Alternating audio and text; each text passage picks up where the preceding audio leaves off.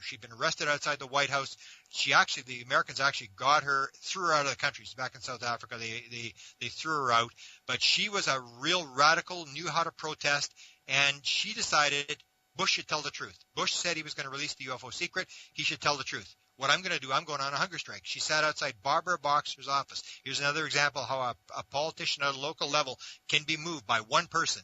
And I call it the power of one. One person, Laura Johnston, said, I'm going on a hunger strike. Sat outside Barbara Boxer's office and said, I'm going on a hunger strike. She sat there for 42 days. She was on almost every radio station in the United States. Barbara Boxer was writing letters on her behalf. Barbara Boxer phoned the vice president's office to try to get an explanation about why they weren't going to release this UFO thing.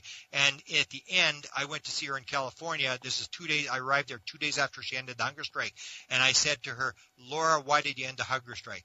And she said, well, when I was on the hunger strike, I was being told by UFO people that I was crazy to stop the hunger strike and all this sort of stuff. And I decided if the UFO people don't give a damn, why should I die for them? Yeah, right. And that's what it came down to. Here was a professional protester who was on our side who put up a lot of pressure on the government, and the UFO community basically ridiculed her and said, this woman's crazy, she's making us look bad, what's she doing?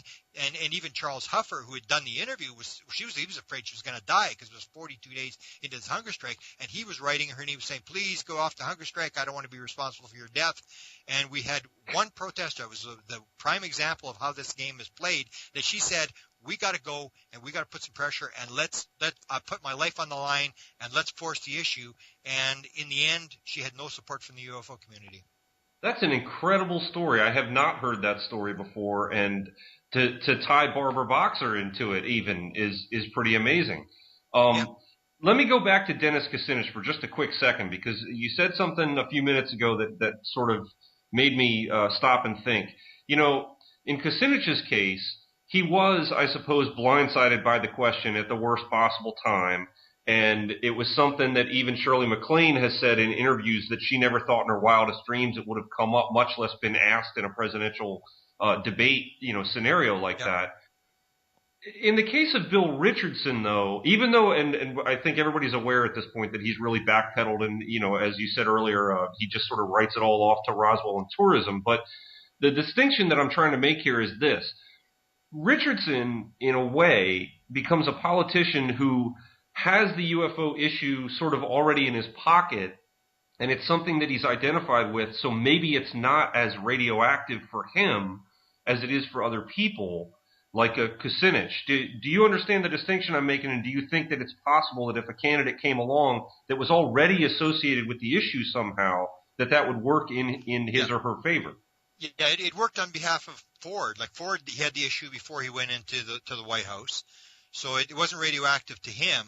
The problem with Richardson is he was asked the question right after the debate, like the post-debate discussion on CNN after Kucinich was on. So it was a buzz. It was like everybody came up, well, do you believe in UFOs? And then they picked up on that Richardson had, and it said, come on. And I can't remember the guy who was interviewing, come on, you actually believe in this stuff? And that's when he started to back off. He's like, well, he'd seen what happened to Kucinich like 10 minutes before, and suddenly now he was on the hot seat, and he was being asked the question, and he was just, sort of, Obama had been asked the question, and Obama evaded it very, very coolly. I mean, this whole thing about life in outer space, and but Richardson was asked this, and the reporter was sort of laughing. Come on, do you really believe this? I mean, and he was sort of put in a box where he was, well, no, and he was still running for president.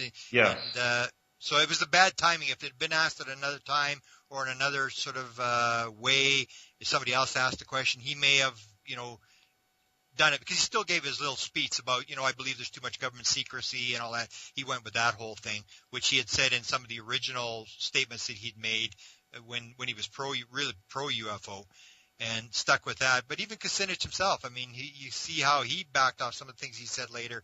It was sort of like he was trying to get out of the box, and he just couldn't shake it.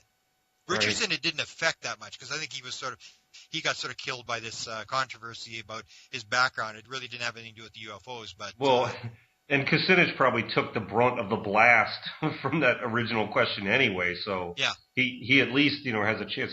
Yeah, it's funny. I have that exact clip that you're talking about. I'll probably work it into the post production of this show. But yeah, that's exactly how it went down. I can't think of the anchor's name off the top of my head, but he was laughing as he was talking to Matthews, Richardson. I think it was Chris. Yeah, Matthews, it was Chris Matthews. Yeah, that's exactly right. Yeah, and he was really cynical about the whole thing. He really was. It was amazing. And even subsequently, it's sort of funny because you can find other clips where Chris Matthews himself gets asked by other reporters about, gee, why are you even asking these UFO questions? That's weird. And he's even playing it off like it's no big deal. But that's really great. I want to get to just very quickly Rich Dolan and Bryce Zabel's petition, because it seems that they took the very angle that you were talking about trying to rewrite it in such a way that it didn't refer to aliens and ETs and UFOs. I think that the expression they were using was UAPs, and it's sort of interesting that they even bothered. I'm trying to maybe figure out the logic behind why Dolan and Zabel would have bothered with the petition at all. Everything else you said about Bassett and these other things almost at this point now makes it kind of obvious to me that the White House, they raised the bar on the number of signatures. They've now kind of splintered it into two petitions. What are the possible chances? If you even added the number of signatures together, they might not have 25,000 by the end of this thing. Have you talked to Dolan or heard anything from him about why he bothered to do a petition? Well, I think it's to me it comes down to this more conservative, to make us look like we're more scientific, that we're not these radical, crazy ET people with the tinfoil hats and stuff like that. Leslie Kean pushed that quite a bit about the fact that if we would quit acting crazy and using these words, that the government would they would come across and we could deal with them. I just don't believe that. I think that they know what it is, and as long as it's UFOs by any other name, they're not stupid. I mean, it's not like they're nobody's going to figure it out. Your opponent who's trying to get you defeated is going to bring it up if nobody else is going to bring it up. But it's this sort of thing like where the Rodney Dangerfield thing of the world. That's where we are. We don't get any respect from anybody, and I think a lot of people in ufology are struggling to get respect. I really am not that interested. I know what I saw back in 1975. I really don't care what people think about what's going on or whatever. I'm just interested in getting the answer and trying to figure out the best way to do it. That's why I went from level to level, and I've sort of left the presidents and headed to this sort of intelligence agencies and what's going on in behind the scenes, people that have gotten access to core story, people who I think should know what's going on, because I'm always trying to figure out what exactly is the real answer, and trying to figure out who knows it. And it appears that the president may know, but I don't think you're ever going to find out. There may be other places where people know what's going on that you can actually trust. Like, for example, Kit Green is the prime example, where you can say, this is getting pretty close to what's actually going on. And he talks, pretty straight about what he knows and what his experience in the CIA was. And so that to me is all I'm interested in. I'm not really interested in whether the government comes forward. I've always said numerous times that for many years, I've been in this since 75, so 36 years, I have for many, many years believed I will never see a disclosure on this thing. And for me, vast majority of what I do now is to record what happened with me, to record as many of the documents, as much of the stories as I can, for people 100 years from now. And I was told, like Angela Joyner was a prime example. Angela Joyner lost her job because she picked up the Stevens Field story of the UFOs. And I told her, I said, Angela, you got one daughter. It may have cost you your job. It may have ruined your life. But let me tell you that your great-great-great-grandchildren will be proud that you stood up and did something. And that's what it is.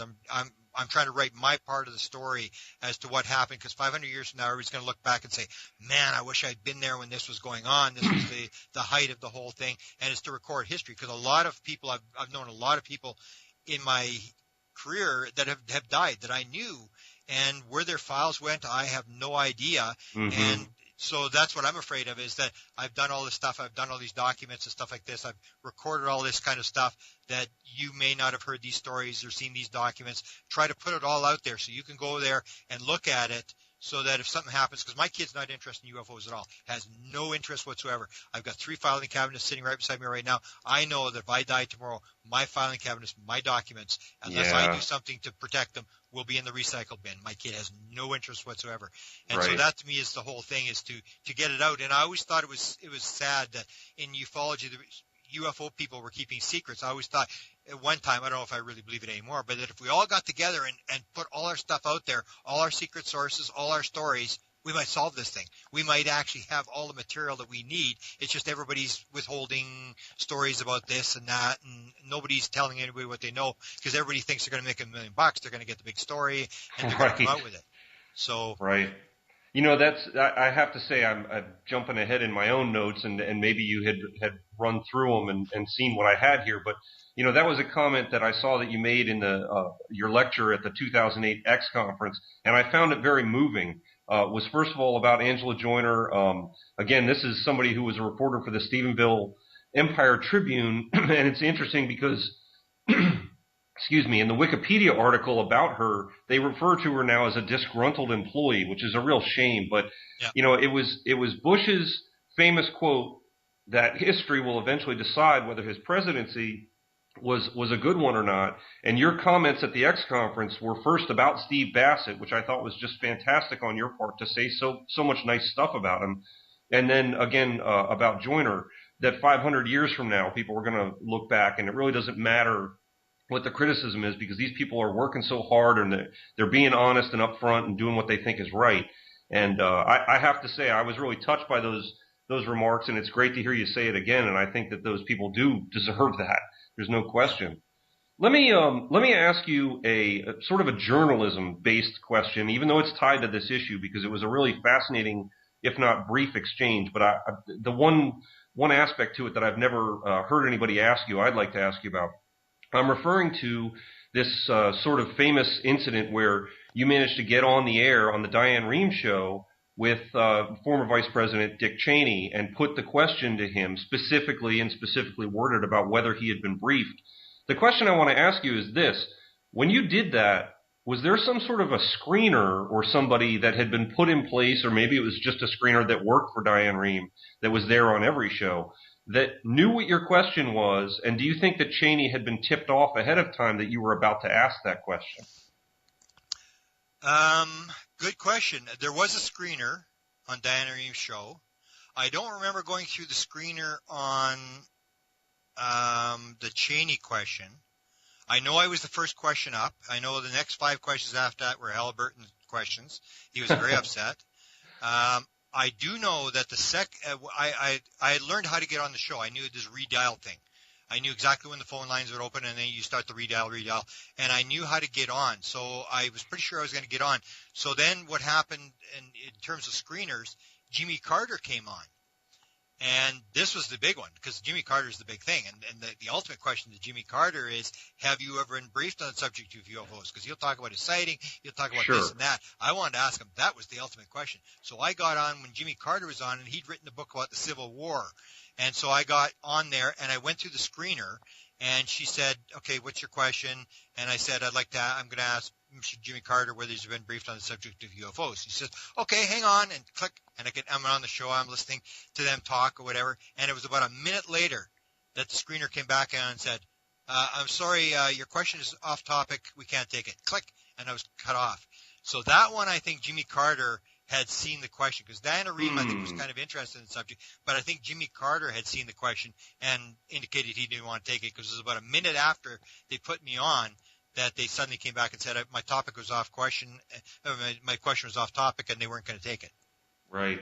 Now, the thing that's interesting, again, from a journalism perspective, is the question that you're asking. And again, if you could, for the listeners at least, tell us what it was that Cheney responded. I'll probably dig the clip up and throw it in the show somewhere. But the thing that's interesting to me is that you're being very specific. You are asking